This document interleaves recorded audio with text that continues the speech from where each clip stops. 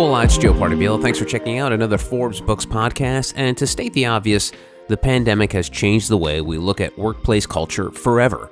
So what are we doing to prepare ourselves for the present and the future? Joining me today is an expert on helping employers create people-centric and relationship-based workplaces. Her name is Kathleen Quinn Votaw, and she's the author of a couple books, including her latest, Dare to Care in the Workplace. Kathleen, welcome to the podcast. Thanks for having me, Joe. You're very welcome. And, you've been known for handling talent, strategic recruiting, all that stuff, human capital. But I want to go back way to the beginning and sort of, not the beginning of time, obviously, that we would have way too much to cover there. But what drew you to this world? Was there something, because I remember when I was a kid, I saw the movie Raiders of the Lost Ark, and I was like, I want to be an archaeologist. And then I realized not all archaeologists are like Harrison Ford. So at what point did you discover that this was something you wanted to make your life's work? Well, I was fortunate enough to work in Hartford, Connecticut for Kelly Services. I was a Kelly girl when I turned 20. So that was the moment that I realized I love being around people, working with people, and helping people find work. It was really an amazing fit for me. My first leader was Eileen Candles, and she helped me really discover that getting people jobs was one of the most fulfilling things you could do in your life. And with Eileen, what was it about her leadership that was so magnetic to you that really, obviously helping people and finding jobs is an incredibly fulfilling thing, but that's sort of like the nuts and bolts of it. What was it about her leadership style that really inspired you to do this? She was authentic, vulnerable, willing to spend time with a young emerging leader who had so many questions. I'm sure I exhausted her daily. And she was willing to put in the time to develop me. So it was really a wonderful experience, and we're still friends to this day. That's awesome. And, Eileen was sort of a leader before her time, because me being a Gen Xer, I grew up thinking, never show your vulnerability, never be transparent, just be the boss. So she was well ahead of her time, because now you're seeing the importance of leaders showing empathy and being vulnerable and being transparent. Is that sort of something that's driven you as well? Absolutely. Oprah made it really cool to be authentic and vulnerable. And I believe in business, we're still limping along, and we're really trying to figure out how to bring our whole selves into the workplace. It has, as you mentioned, Joe, being a Gen Xer, we were told to leave your personal life at the door. Well, that is a myth. That is a myth. And when you hire somebody or you work with somebody, you get to know them their whole lives, because we as employers, we don't just employ the person. Their whole family is relying on us. So it really is an emotional relationship. And there's a lot of work to be done in crossing that bridge where we understand each other with a lot of empathy, and we have to practice vulnerability. It's funny, there must be a fine line there when it comes to helping people grow and find careers, because you almost have to create some sort of separation, right? So you don't become too emotionally involved, or is that something that you had to practice over time? I think practice makes perfect. Look at some of the best athletes in the universe. They practice all the time. So I don't think you can care too much, truly, Joe. I think caring is the foundation of the new book I wrote, Dare to Care in the Workplace, and really paying attention to what people's needs are. It doesn't mean you have to become emotionally involved or daily involved in their lives, but you have to be aware enough to understand what's going on in their lives, because it's not just about work. What's happening in someone's personal life affects them as well in the workplace. For example, if your mother gets sick, if your spouse gets sick, if your child gets sick, don't you think that'll affect someone's output in the workplace? So it's that awareness that you're really involved with the whole person and the outcomes. And you mentioned your book, Dare to Care in the Workplace, which is a collection of your years of experience after your years working with Eileen. So why was it important for you to put this in book form? Oh, well, so many reasons, but really I see companies across the United States struggling with this relationship within the workplace. It's really a clash of the generations of what we should do, what we shouldn't do, how we should show up, how we shouldn't show up, kind of all the voices in our head from a workplace perspective. And the book focuses on 4 key areas. It's really about the employee experience. Because when the employee has a great experience, Joe, guess who else has a great experience? The customer. Yep. And helping your managers lead with empathy and listen with empathy. We're all not trained to do this. So don't make any assumptions anymore. And creating those moments that matter. I call them Camelot moments, but having the courage to create memorable moments with your employees, with your customers, with your whole community that you're creating. So people can really, understand the Simon Sinek why of what you do, not just the product that you produce. And you've been helping employers create this sort of people-centric workplace. How would you, it seems obvious what that means, but what would you describe as a people-centric workplace? Like, what does that look like?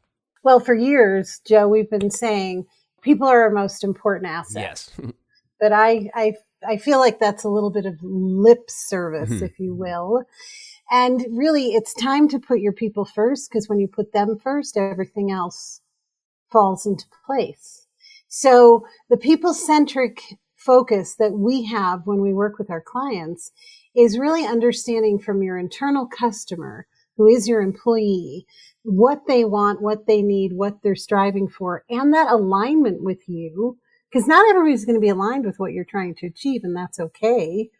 But understanding there is an alignment between what they want and what they need, and what you want and what you need, and making sure we start selecting people with that alignment in mind. And you know as well as anyone, no 2 people are created equally. No. So talk to me about that sort of dance of dealing with so many different personalities who have come from so many different backgrounds. How does that inform what you do? Yeah, that is such a wonderful question. And I'm going to rephrase it a little bit if you don't mind. Please. I do believe we all are created equal, but we have different attitudes and beliefs, and we have also different backgrounds that inform us. So when you select people for your company, it's important to look at what kind of behaviors are going to be common in the person that you're selecting.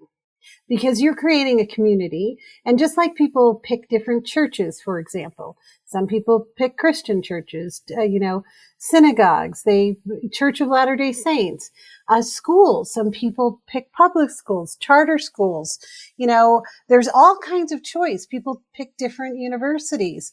Selection for your company when you're building a community is about common goals and values and alignment. So focusing on those things, because not everybody's going to fit your journey. Not everybody's going to want to work in manufacturing or marketing or engineering. It just doesn't fit them. And what I've learned over the years is people want to do what they love to do. If you hire them and they hate what they're doing, they're not going to do a good job. So selection is about many things: values, attitudes, and beliefs, and making sure the person you select is going to love the work they're doing most of the time. And so if all people are created equal, let's talk about companies and teams. You've worked with many like John Hancock, Kaiser Permanente, U.S. Department of Veterans Affairs, just name a few. When it comes to you and your work with them, is that a one-size-fits-all sort of methodology that you take, or do you have to change up for whichever different team you're working with? You have to change up for every team. So have you ever bought a garment at the Target or Nordstrom, depending on where you shop, that says one size fits all, Joe? Yeah. It's a darn lie. I'm telling you, it's not true. So every company has a personality, and every company has a foundation of attitudes, values, and belief systems and traditions. It first starts with knowing who you are and knowing what your outcomes need to be. Then you can build a really good selection process. Talk to me about these first few steps you do when you sign up to work with one of your clients. Is it more of a, do you take more of an analytical approach, just seeing everything from a 50,000 foot view, or talk to me about that? Well, step number one is what we call our talent and culture report card, and it measures 9 different factors that are interrelated in what you're trying to achieve when it comes to retention and recruitment, because that's where we're subject matter experts, retention and recruitment. So what we do is we assess these 9 different factors, which include things like leadership development, strategic recruiting, what you're doing as far as compensation is concerned, and a couple, obviously other factors as well. And we kind of rate you on what you're doing well, where you need a little help, and where you're just bluntly failing. And so then our team goes in and works with our clients on which of those levers are most important to pull at that given time. So some companies, it might be leadership development. Some companies, it might be compensation. Some companies, it might be strategic recruiting. Other companies, it might be systems and processes. Other companies, it might be assessments. All of it fits together. And then we put a plan together on how we're going to address it over time. Because, you cannot build this in one day. It's not a check the box kind of endeavor. Building great communities based on common beliefs is an every day, every week, every month, every quarter, every year endeavor. It's funny, one of the things that people tend to forget when it comes to the recruitment process is finding out why people want to stay at a company.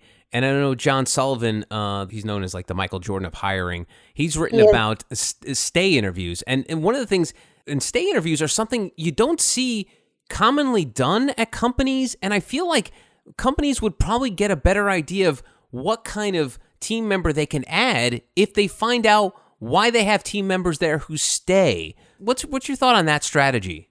I love stay interviews, but only if they're done the right way, Joe.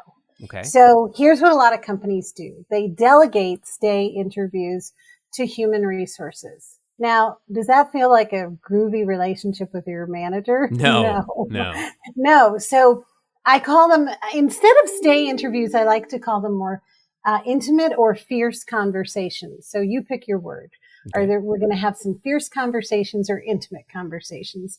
And here's what I recommend leaders do if they're going to start, doing some of these stay interviews.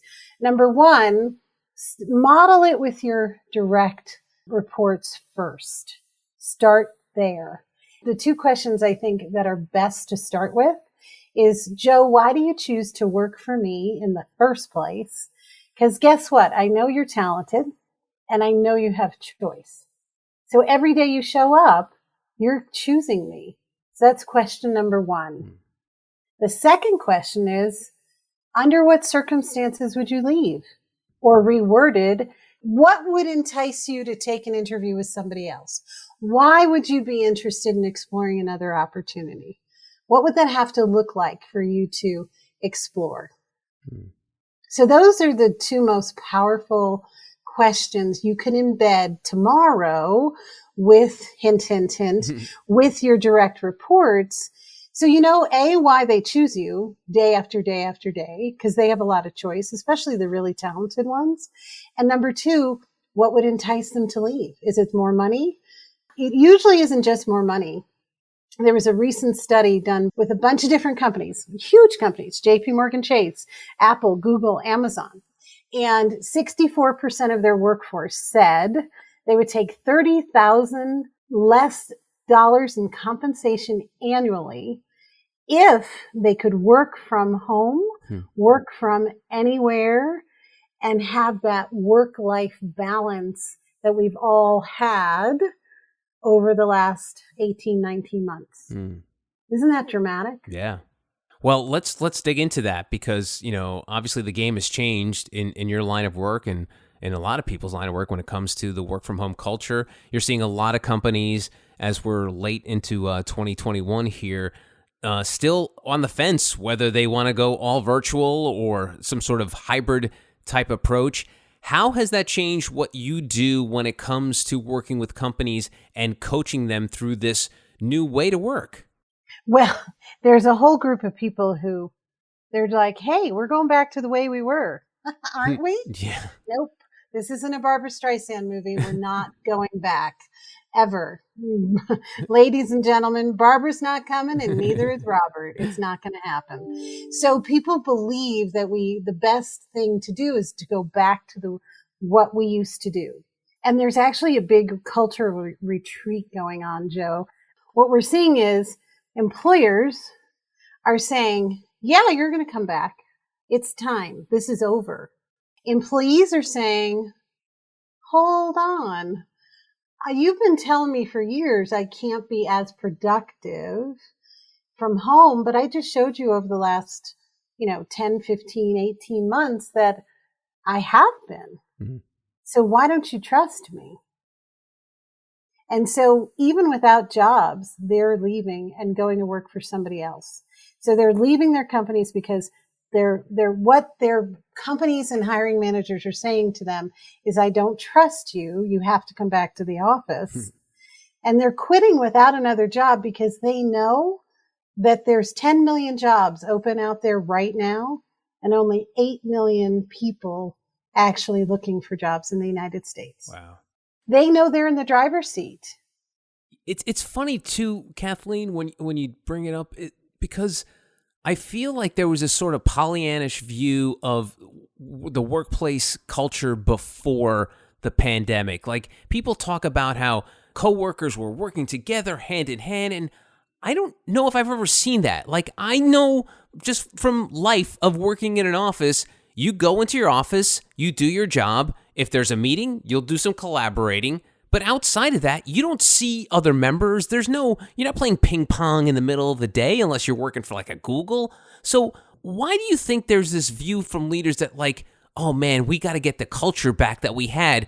Do you think sometimes leaders think that there's a better culture than there actually is? Or do you think the culture has nothing to do with someone being in the office or not? Well, I think you can have an amazing culture whether you're physically together or in a hybrid situation. And I do believe, to your point, this started, this movement of respect me, hear me, see me, I matter from the employee perspective was happening before the pandemic. The pandemic just exacerbated the whole thing, right? Mm. Because we were catapulted into this Zoomology video world, right? Mm-hmm. Even if you didn't want to ever do it, you had to, right? I know people in their 70s who are like, where's the button? I can't hear you. What? Your mute button's on. It's like, holy moly. And they're still doing it. But what is interesting is that we need to realize that the disconnect was happening when the unemployment rate was really low before the pandemic. And employees have been asking for this for a long time. What the pandemic has done and the shutdowns have done is shown them, well, hell yeah, I can be productive from home. And by the way, I don't have to have that hour commute on each end. Yeah. And maybe I can hit golf balls at lunch. And maybe I can drive my kid and drop him off to work. Maybe I could be the baseball coach now because I'm not going to get roped into those after hours things. I'm not going to sit in the office doing my work where I could sit at home doing my work and also have a happy life, happy person, and happy kids. Also, I could be more fit. I could get in those 3 workouts that I haven't been able to get in. I could read another book. There's so many things. If you think about the commute alone for most people, it gives people back anywhere from 60 minutes to 120 minutes every day. Kathleen, what's funny is too that a lot of companies, as probably they should be, are data driven. We're swimming in a sea of numbers these days. Everything is all about the data. One of the things that these company leaders are doing, they're refusing to look at the data that there was no drop off from folks working at home. I had one boss saying, man, I was so surprised that my team was so efficient in this work from home environment. And I'm like, and I said to him, like, well, did you employ children? Were they adolescents? Why did you, if you didn't think they could handle this, why are they part of your team to begin with? But I think leaders, again, trying to create this sort of like this utopia of workplace that they feel like they've had, now refuse to look at the fact that, wow, this actually works this way. Mm-hmm. It does work this way. And this isn't a employers are wrong, employees are right. My new book, Dare to Care in the Workplace, is all about we have to come together, communicate, and build what hybrid looks like now for you, for your company. Mm-hmm. So some workers are not going to be productive remotely, and some workers have to go on site. So people in manufacturing, construction, restaurants, event management, where you get your coffee, those people have to go to work, right? Yeah. So not everybody can work from anywhere. So we have to respect that. But when you can, when it's reasonable, when it fits the job duties, I encourage companies to embrace people working from home at minimum. Now, my company, people work from anywhere, but that might not fit everyone. So as you mentioned in an earlier piece of our chat, one size does not fit all. So you really need to go slowly, but you need to embrace your own audience, your own community, your own employees, and what their needs are.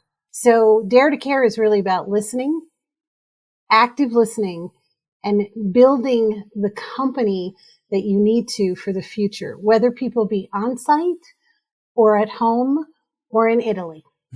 Right. Because that's where I'd be, Joe. Yeah, I was going to say, Italy sounds good right about now, Kathleen. And it's funny. I'm sure you've seen the stories and you've sort of mentioned it as well, the fact that the power's really fallen now on the candidates, not on the companies. And I've spoken to a lot of entrepreneurs over the last year, and I spoke to a restaurant entrepreneur about the fact that he said this, and I'm sure you've heard it as well, that it's about time that these employees, in whether it's a white collar or blue collar job, get paid more money. They've been shortchanged the last few years. And this guy's a restaurant entrepreneur, owns several restaurants, and he goes, "Yeah, I agree. But the one thing you have to keep in mind is if I pay my employees more, I'm going to have to charge more." So there is this little sort of gray area that we're sort of in now where companies have to sort of juggle the revenues and profits and all that jazz along with their overhead.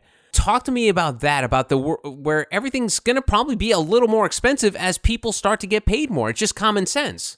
It's called inflation, Joe. Have you noticed? Yes. I mean, look at the price of gas. That is a simple thing to look at. Look at the price of gas. And if you have hourly workers, especially hourly workers, anybody earning under $20 an hour, $1 an hour more in gas per gallon could kill them. Yeah. Even if you give them a raise of 3 to 4%, inflation's, kind of keeping up with their raise. So the raise you just gave, congratulations, you're going to have to do it again because you have to keep up with the rate of inflation. And that's not your fault or the employee's fault. It is what it is. And don't kill the messenger, but you got to raise your prices. Everybody's raising their prices right now, unfortunately. Yeah. But it allows you as an owner to be fair and equitable to your employees from a compensation perspective. But keep in mind what I said earlier. People don't always need the most money. They need the environment. Right. They need the environment where they have flexibility. So for your restaurant example that you were just talking about, sometimes these shifts that we put restaurant workers through is just way too freaking long. I mean, it's too long. Yeah. Why can't they work 4-hour shifts versus 10 or 12-hour shifts? People get exhausted and people, especially when they're on their feet all day, get exhausted. So dare I say, have more employees, but let them work less hours. We're in a gig economy. And then what that means is people want multiple jobs. They don't want to rely on you or me 100%. They want to have flexibility and do many different things. I have a really neat lady who works for me. She loves doggies. So she has a doggy daycare and she works for me. It's kind of like recruiter by day, doggy daycare by night. Think of Uber drivers, Lyft drivers. A lot of them have multiple jobs. There's an organization called Upwork, UPWORK. And a lot of people work for multiple employers, right? So think differently about the way we work. Hmm. We don't all have to do the traditional get up at 6, go to work at 8, come back at 8, and then I'm exhausted and there's nothing left. Hmm. We are old enough to remember the days of your goal was to go to school, get a job, work in that job for 20 to 30 years, and then retire.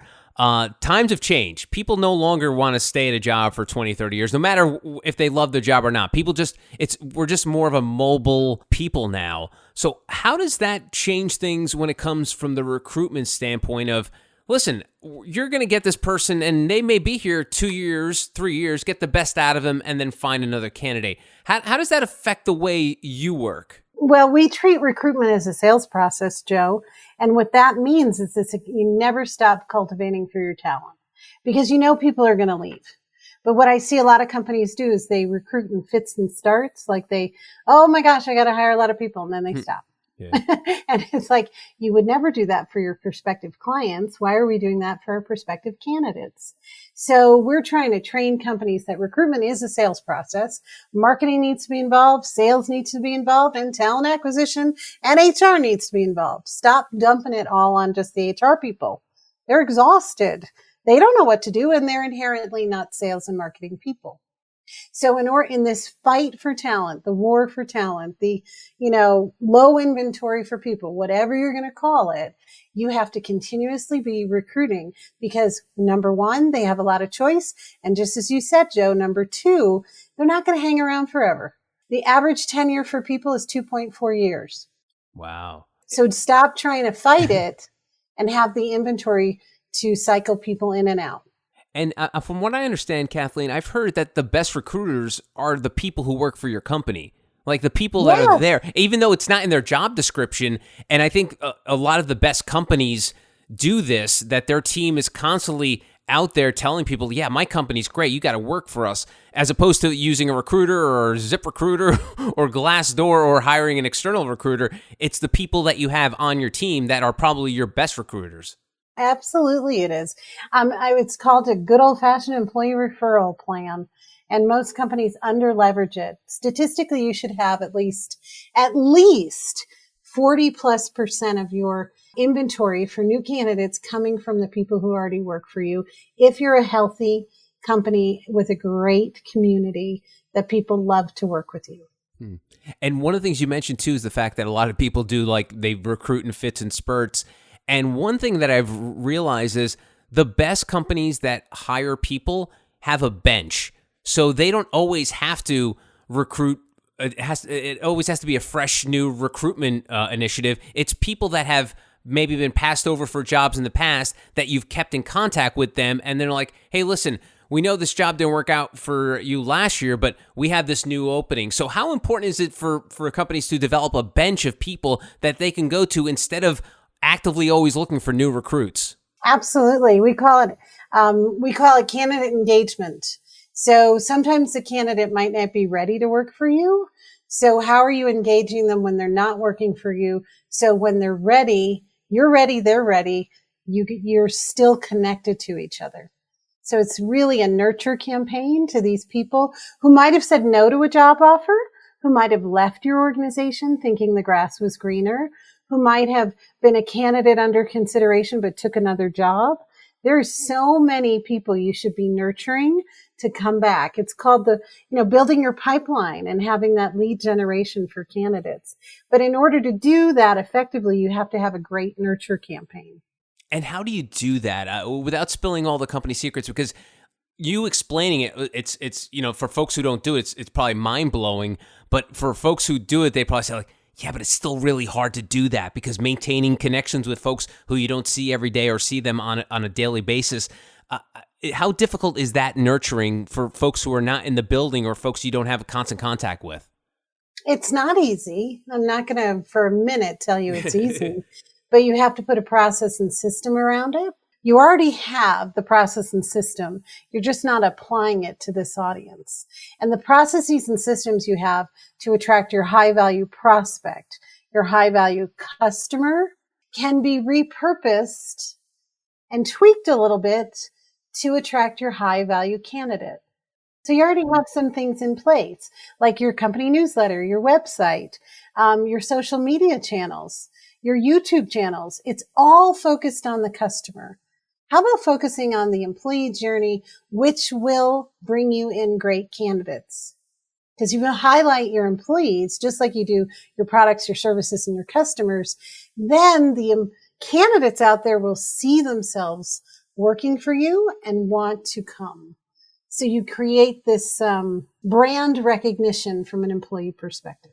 Kathleen, you've been doing this for a long time. It's you put a lot of your knowledge bombs in your books, including Dare to Care in the Workplace. But what do you want to do next? I mean, is this sort of like your life's path where you're going to do this until you ride off in the sunset like a cowboy in one of those old westerns? Or what else do you have to do that is driving you today? Oh, there's so many things that drive me. I do a lot of what I do for my son and my husband, so we can have a really nice life. So that is a driving force. Also the people who work with and for me every day. I want to provide for them and their families. That's a responsibility I carry very heavily in my heart. And, my work isn't over. I don't know what's next, Joe, but what I'm going to continue to do is help people solve the people puzzle with my first book, Dare to Care in the Workplace with my second book. I'm a speaker. I'm an author. There's probably another book in me, I'm sure. We're helping companies build great communities. That's the beauty of life. I don't know what's next, but I'm open to all the possibilities. That's awesome. Her name is Kathleen Quinn Votaw. She is the CEO and founder of Talent Trust. Kathleen, thank you so much for the time. I really appreciate it, and I wish you the best of luck. Thank you, Joe. Have a wonderful day. Thank you. You as well. To find out more about Kathleen, go to KathleenQuinnVotaw.com. And that's it for this edition of the Forbes Books Podcast. If you enjoy the show, make sure you take a second to subscribe so you automatically get new shows when they drop. Also, if you have a minute, I'd love if you left us a review so more amazing entrepreneurs like yourself can discover the show. And please, don't forget the golden rule and treat others as you want to be treated. Thanks for listening. Until next time, adios. This has been a production of Forbes Books Radio. Find out more at ForbesBooksRadio.com.